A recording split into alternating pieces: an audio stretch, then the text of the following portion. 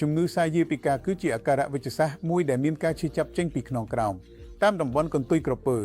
ហើយបន្តតាមផ្លូវទាំងមុខឬក្រោយហើយអាចបន្តទៅដល់ជើងផងដែរនេះគឺជាពាក្យវិទ្យាសាស្ត្រដែលគេប្រើជាញឹកញាប់ទៅអ្នកជំងឺនិងប្រជាជនទូទៅពន្តិជាក់ស្ដែងសាយាពិការគឺជាការឈឺចាប់ដែលកើតឡើងពីខ្នងដោយសារតែឆ្អឹងខ្នងដូច្នេះវាកើតឡើងដោយសារតែការរអិលនៃឆ្អឹងខ្នងជាធំហើយក៏អាចកើតឡើងដោយសារតែការរលាកផ្ទាល់នៃសរសៃប្រសាទសាយ៉ាទិកដោយការអង្គុយលើផ្ទៃរឹងជាប្រចាំឬក៏ដោយសារជំងឺមហារីកសរសៃប្រសាទសាយាទិកឬការឆ្លងមេរោគនៃសរសៃប្រសាទសាយាទិកឬផ្លេកសាក្រាលំបាកសាក្រាដូច្នេះជាធម្មតាវាជាពាក្យដែលប្រើសម្រាប់ការឈឺចាប់ដែលបញ្ចេញពីខ្នងទៅជើងហើយអាចកើតឡើងដោយសារតែឆ្អឹងខ្នងឬដោយសារសរសៃប្រសាទសាយាទិកខ្លួនវាផ្ទាល់